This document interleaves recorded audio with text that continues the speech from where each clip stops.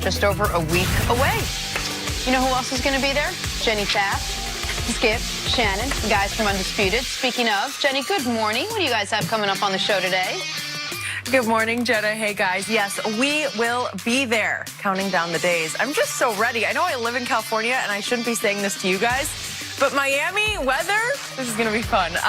Coming up on Undisputed, will Derrick Henry be enough to upset Patrick Mahomes and the Chiefs? And does the Niners defense have Aaron Rodgers' number? Plus, Eric Dickerson is in studio with us today. Undisputed coming up next. Jenna, back to you. All right, Jenny, thanks. Look forward to it. Time for us to go viral. So Kawhi Leonard dropped a game-high 32 points in the Clippers' 122-95 mollywhopping of the Magic last night. But the Claw was the second-best performance of the evening. Check out this Clippers security guard breaking it all. Oh, look at that. Right after that, he hassled the players for indoor smoking. No, that security guard didn't do that. Look at him. Oh, I like it. He got a whole lot of moving parts with all that gyrating he's doing, Jenna. But by the way, a whole lot going on. The Pelicans are really going to stick with that fever dream of a mascot. I mean, look at that guy. That's the Clippers mascot. Pardon me. What's happening? The Pelicans also had a freaky mascot. That's the Clippers mascot. That was right there. I said the wrong thing. My apologies. Go ahead. He just got caught up a little bit in trying to figure out a way to shade Kawhi. No, I was actually about to do the opposite. That's what it was about. No. You're so incorrect. You're so incorrect. Kawhi's fourth straight 30-plus point game.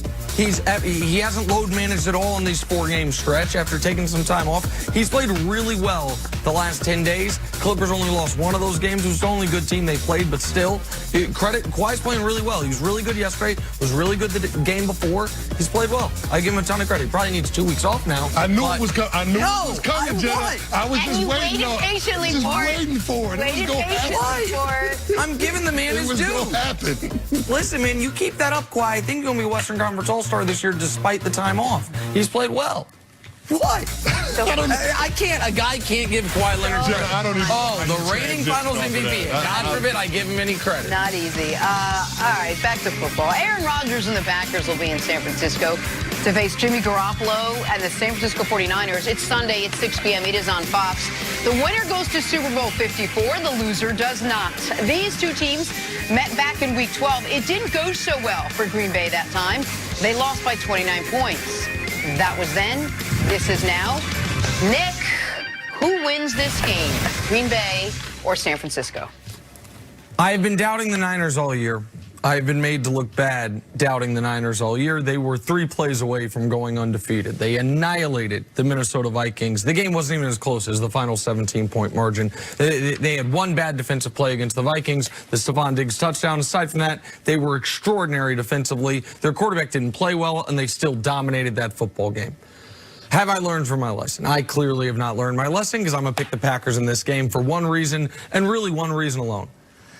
It's the NFL, it's 2020, and are we going to see in the Super Bowl smash mouth, old school running teams? Or are we going to see the 2 most talented quarterbacks duke it out down in Miami, Rodgers, Mahomes? I think it's going to be the latter rather than the former. I think Aaron Rodgers channels some of the all-time greatness that we saw with regularity 4 or 5 years ago that we now see more just fleeting moments of. But we have seen throughout his career in the postseason, one of just 4 quarterbacks ever with a passer rating in the postseason north of 100. One of the few all-time greats who is just as great in the postseason as he is in the regular season statistically. You could say that about Kurt Warner. You could say that about Bart Starr. You can say that about Aaron Rodgers. That's basically the list. Tom Brady, his numbers dip a bit in the postseason. You can also say it about Brady, though, because his clutch stuff in the postseason has been so absolutely unbelievable. But that's your list of guys. Couldn't say that about Manning. Couldn't say that about the previous Green Bay quarterback, Brett Favre. And so I think Rodgers got one more of those games in him when he absolutely has to have it. If they play the Kansas City Chiefs in the Super Bowl, they have a lot of different ways to throw the Chiefs off, if you will. Against the Niners, with that defensive front, with that great running game, with home field advantage, with all of those things, to me, Green Bay's got one through line to making the Super Bowl. Rodgers is sensational. He's diagnosing things pre-snap. He's seeing what the defense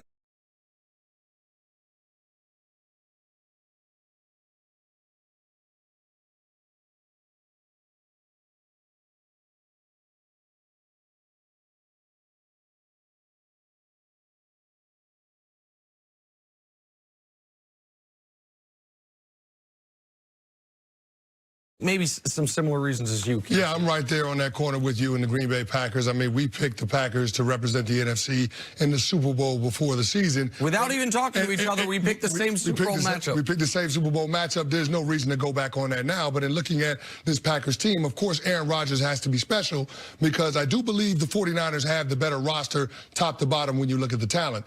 But when you start talking about the difference makers, Aaron Rodgers clearly is a difference maker. And the way that he played against the Seattle Seahawks, albeit not gaudy numbers, he made some really special throws. The slot fade to Davante Adams, that was a big-time throw. There was a throw in the third quarter up the seam to Jimmy Graham to convert on a third down. Another special throw where he dropped it in between K.J. Wright and Quandre Diggs. If he can continue to make throws like that, then I think he gives his team a chance. Now, you're right in terms of other receivers having to step up because during the regular season, Davante Adams had 83 receptions. Their next closest receiver was Allen Lazard with 35. Yep. So in the playoffs, if you're going to have success and you're going to make it to the big game, it's going to take some unsung heroes being able to step up. And I'm looking at the receiver core, guys other than Davante Adams, as having to have a huge imprint on how this game goes. Defensively, the Packers are going to have to be disruptive.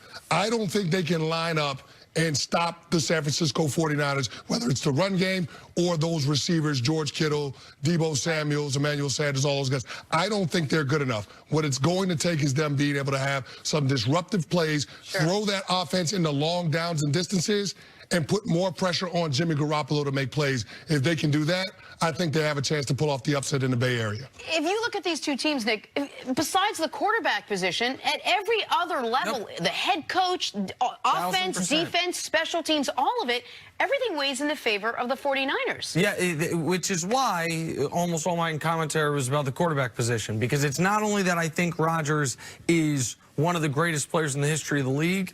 And Jimmy Garoppolo, he has had his moments, to his credit. Week 17, big spot against Seattle. They're either going to be the 1 seed or the 5 seed. He played well. Against the Green Bay, he played well when the Green Bay was on their heels for the 1 seed. And against New Orleans, he played great. So he has had his moments.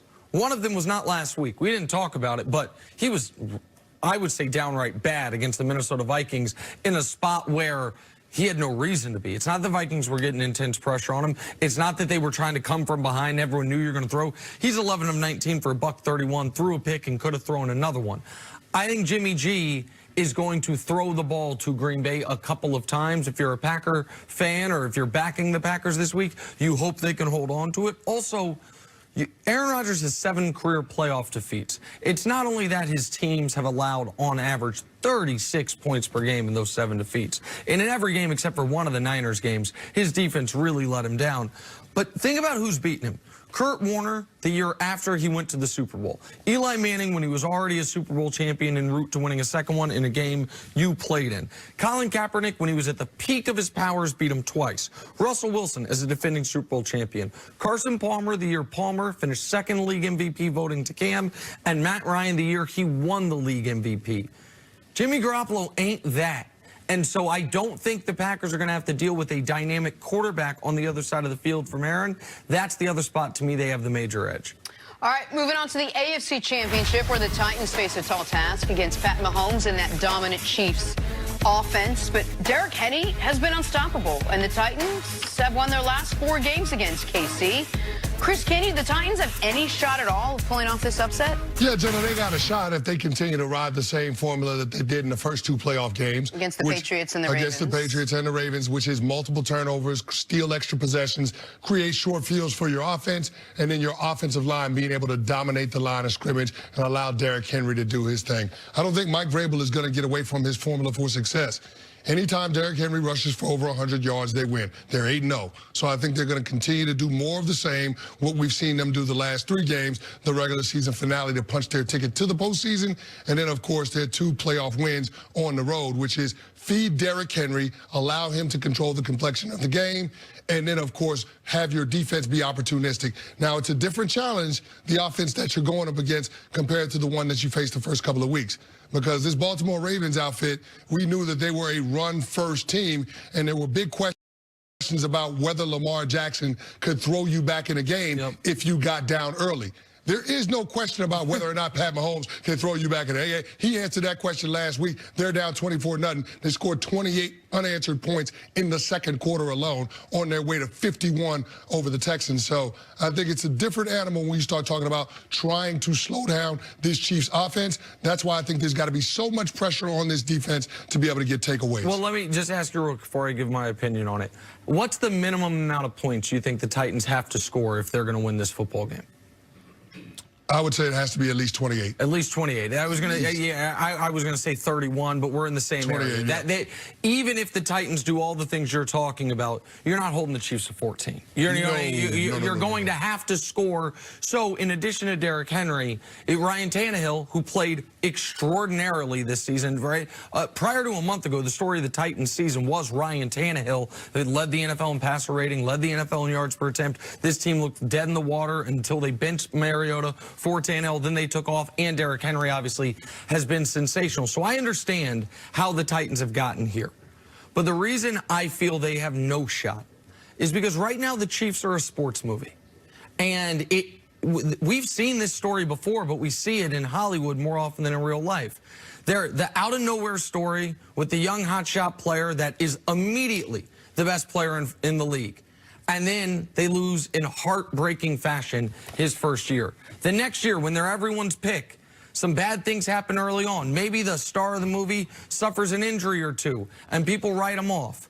And then quietly, they become what they were supposed to be at the beginning of the year, the best, most dominant team in the league. They've won 7 straight games.